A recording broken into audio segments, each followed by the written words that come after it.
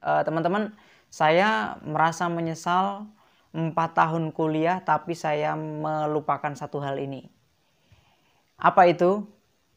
Tonton terus.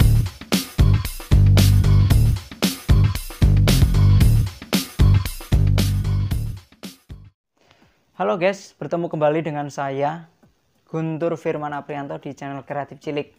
Nah, karena kali ini saya melihat di data analitik teman-teman yang nonton di channel saya itu dari usia 18 tahun sampai ke sekitar 40 tahun. Jadi dari berbagai usia ya, jadi sekitar 3 fase usia dari 18 tahun sampai sekitar 40 tahun. Tapi tidak apa-apa, tentunya video ini tetap bermanfaat buat teman-teman yang usia dari 18 tahun bahkan sampai yang 40 tahun. Nah, saya menyesal karena saat saya masuk kuliah di tahun pertama, tahun kedua, tahun ketiga, bahkan tahun keempat, waktu itu saya kuliah ngambil S1 sarjana. Jadi umumnya sih 4 tahun, jadi saya ngambil kuliah 4 tahun. Tapi ada hal yang saya sesali saat saya selesai 4 tahun, ada hal yang saya lewatkan. Nah, teman-teman yang mau kuliah, yang sedang kuliah, atau yang mau lanjut kuliah, tentunya jangan lewatkan ini. Saya tidak mau teman-teman juga menyesal seperti saya. Satu hal yang membuat saya menyesal adalah saya waktu masuk kuliah, karena baru lulus SMA langsung masuk kuliah, ya masuk begitu saja tanpa ada persiapan. Saya mau kuliah di mana, jurusannya apa, biayanya berapa, tinggalnya di mana, seperti itu. Jadi kalau teman-teman bisa menyiapkan ini dari awal, tentunya baik. Berjalannya waktu dari awal sampai 4 tahun itu, tentunya kita membutuhkan dana atau biaya untuk menyelesaikan kuliah. Meskipun saya waktu itu mendapatkan beasiswa full 4 tahun, tetapi tetap saja ada biaya-biaya yang dibutuhkan, minimal kebutuhan pribadi, untuk beli buku, untuk beli pulsa, dan yang lain sebagainya. Waktu itu ada biaya atau beasiswa pendidikan waktu itu, dan itu ada ikatan dinas selama 4 tahun, dan itu hal yang normal saja. Tetapi waktu saya kuliah, tentunya biayanya tidak hanya biaya pendidikan saja yang dibutuhkan, ada biaya-biaya lain yang harus saya siapkan. Mungkin kayak biaya tadi, biaya pulsa, biaya buku, ya, makan, dan yang sebagainya. Waktu itu saya makan dapat beasiswa. Saya dulu mengeluarkan biaya itu, biaya untuk pulsa, biaya pakaian atau kebutuhan pribadi, sabun dan lain sebagainya, kemudian biaya buku, kemudian untuk penelitian, untuk proposal, untuk ujian skripsi, kemudian untuk wisuda, itu tentunya tetap membutuhkan biaya dari kantong sendiri. Nah, waktu itu saya tidak punya sumber penghasilan, tidak punya sumber duit sendiri, dan akhirnya saya tetap membebani orang tua saya untuk biaya makan, biaya pakaian, biaya pulsa, kemudian biaya ujian, penelitian, ya, skripsi, bahkan wisuda. Nah, supaya teman-teman tidak menyesal kalau teman-teman mau lanjut kuliah atau punya anak yang mau kuliah, teman-teman sebelum teman-teman masuk harus pikirkan matang-matang. Mau kuliah di mana, kemudian jurusannya apa, kemudian mau ngontrak atau mau kos, ngontrak boleh, atau diasramakan seperti apa, itu teman-teman harus siapkan. Nah, kalau teman-teman mau masuk, sebelum berangkat kuliah, kalau misalkan itu jauh dari rumah, teman-teman harus mulai punya satu tabungan ini. Tabungannya tidak hanya berupa tabungan uang di dalam celengan, di dalam toples, atau dititipkan ke orang. Tapi tabungannya bisa berupa misalkan beli kambing, beli 1 kambing dan dititipkan ke tetangga yang sudah biasa memelihara kambing. Nanti bagi hasil, bisa separuh-separuh, 50%, 50%, bisa 30% untuk kamu atau teman-teman semua, yang 70% untuk yang memelihara dan yang sebagainya, itu bisa diatur. Nah, misalnya teman-teman di tahun pertama sebelum masuk ke kuliah, teman-teman punya 1 kambing yang dititipkan ke orang. Kambing itu ya kambing betina baiknya. Jadi di satu tahun aja kalau kambing betina itu udah siap beranak, itu 1 tahun bisa 2 kali beranak.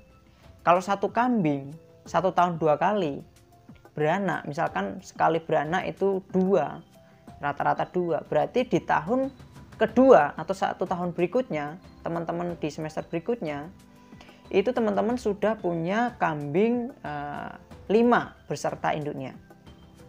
Nah misalkan di tahun kedua dari induk tadi bisa beranak lagi, beranak 2 tahun 2 kali, dan masing-masing itu 2 anak yang lahir atau yang beranak 2, berarti sudah 8 ditambah induknya 2 berarti udah 10 kambing. Ya. 9 kambing, 9 kambing. Apalagi kalau anaknya tadi sudah beranak lagi, kira-kira sudah berapa kambing, teman-teman? Misalnya kita pukul rata ya, di tahun keempat sudah punya misalkan 15 kambing. Kalau dibagi dengan pemeliharanya, teman-teman dapat 7 kambing saja, yang selebihnya untuk pemelihara, orang yang memelihara.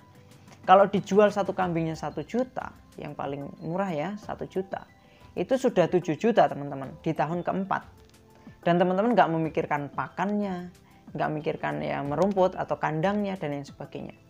Teman-teman tinggal titip dan tentunya bagi hasil, dan bagi hasilnya yang adil ya dengan pemelihara itu. 7 juta kalau untuk biaya wisuda sama biaya ujian skripsi dan keperluan yang lainnya saat kuliah mau selesai, itu sudah lumayan membantu. Nah misalnya kalau di awal teman-teman punya uang untuk beli 2 kambing dan dititipkan ke orang, kan tadi diambil paling kecil 7 ya, 7 kambing waktu tahun keempat. Berarti kalau 2 kambing pertama berarti sudah 14 kambing. Kalau dikali 1 juta di tahun keempat itu sudah 14 juta. Itu paling minim, hitung-hitungan paling minim. Kalau hitung-hitungan besar, wah bisa punya banyak uang. Nah teman-teman, sebelum lanjut, teman-teman bisa lihat video saya sebelumnya, dari uang 50.000 bisa ratusan juta dalam waktu kelas 1 SMP sampai kelas 3 SMA. Jadi teman-teman punya uang bisa ratusan juta dari 5.000 per hari.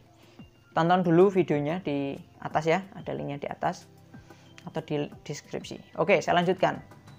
Misalnya itu tadi soal kambing.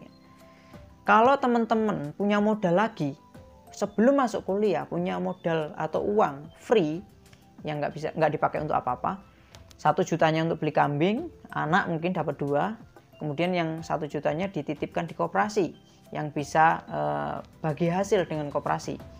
Kira-kira di tahun keempat teman-teman selesai kuliah, teman-teman sudah punya modal. Kalau teman-teman mau buka usaha sudah punya modal, teman-teman mau lanjut kuliah sudah punya modal, dan tentunya tidak merepotkan orang tua.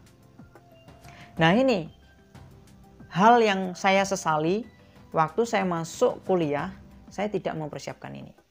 Padahal waktu itu saya sebelum kuliah sehari saya bisa menghasilkan minimal 50.000 dari ya kerja buruh, ya freelancer dan yang lain sebagainya. Tapi itu nggak terkontrol. Kenapa? Salah satu penyebabnya karena saya tidak tahu tentang mengelola keuangan. Artinya saya belum tahu cara mengelola uang itu seperti apa. Akhirnya habis begitu saja. Misalnya itu saya kelola dengan baik, pasti saya punya banyak uang.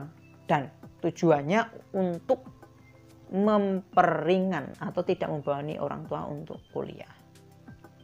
Nah, misalnya nih teman-teman di kuliah di hal-hal sekuler yang bisa sambil jualan, bisa sambil kerja part time, itu baik juga untuk nambah penghasilan untuk menghidupi biaya kebutuhan-kebutuhan sendiri. Nah, kalau nggak boleh di kuliah itu untuk jualan, ya tujuannya pasti supaya fokus saja untuk kuliah, itu hal baik. Kalau misalkan nggak boleh untuk jualan, ini kan teman-teman artinya nggak punya pemasukan.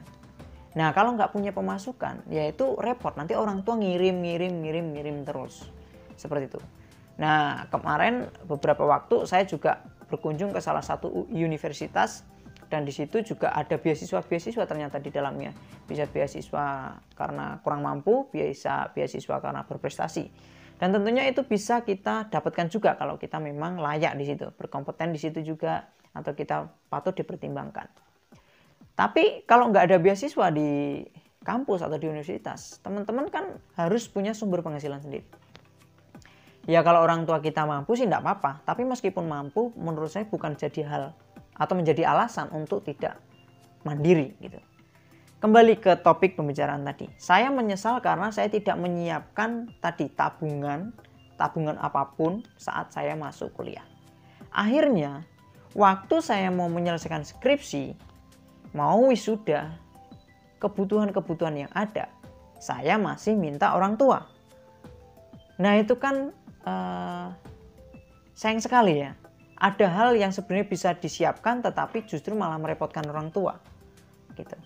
Nah ini kan kalau teman-teman bisa nangkep apa yang menjadi maksud saya ini, siapkan tabungan sebelum masuk kuliah. Saya yakin teman-teman tidak akan menyesal seperti saya saat menyelesaikan kuliah selama 4 tahun. So, begitu saya menyelesaikan 4 tahun tadi dan saya melakukan ikatan dinas atau pengabdian untuk sebagai ucapan terima kasih karena saya sudah dapat beasiswa, saya juga mulai dari nol teman-teman. Mulai dari nol, terus nggak punya sumber penghasilan yang cukup. Nah dalam pengabdian tetap ada uang saku ya, tetapi itu jauh dari cukup sebenarnya kalau hidup di masyarakat ya, karena di masyarakat biayanya ada hal-hal yang nggak terduga begitu. Nah itu saya mulai dari nol dan akhirnya karena mulai dari nol ya saya tertatih-tatih begitu. Nah karena saya mengambil keputusan untuk mempelajari bagaimana mengelola uang, akhirnya saya sekarang ya sedikit tertolong, mulai bangkit lagi. So saya tidak mau teman-teman subscriber channel Kreatif Cilik mengulangi kesalahan yang saya lakukan 4 tahun yang lalu. Dan teman-teman, saya berharap teman-teman juga menyiapkan kalau mau kuliah di mana, jurusan apa, kemudian biayanya bagaimana gitu. Kalau teman-teman sekarang masih SMA atau masih SMP pengen kuliah dan melihat kondisi keuangan orang tua yang tidak cukup untuk biaya kuliah, teman-teman bisa cek di link di atas, ada video saya bagaimana menyiapkan biaya bahkan hal-hal lain saat mau masuk kuliah jauh-jauh hari. Teman-teman, saya harap tidak menjadi orang yang hanya bermimpi siang bolong. Bermimpi siang bolong artinya apa? Pengen ini tapi nggak melakukan sesuatu yang mendukung ini tadi. Pengen A, pengen mencapai A tapi nggak melakukan sesuatu yang mendukung A. Jadi teman-teman bisa nonton di video saya atau di link deskripsi. Jadi gitu teman-teman, dari uang yang sangat minim selesai kuliah teman-teman bisa jadi miliarder dan tentunya bisa membantu meringankan beban orang tua, bahkan bisa menjadi penolong buat teman-teman yang lain. So, gitu dulu video kali ini. Tentunya jangan melakukan kesalahan seperti saya. Jangan lupa subscribe channel ini kalau bermanfaat dan sharekan ke teman-temanmu supaya teman-temanmu juga tidak melakukan kesalahan yang saya lakukan dan tidak menyesal nanti akhirnya. Oke, gitu saja. Tetap semangat dalam menjalani kehidupan. Subscribe channel Kreatif Cilik dan bye-bye.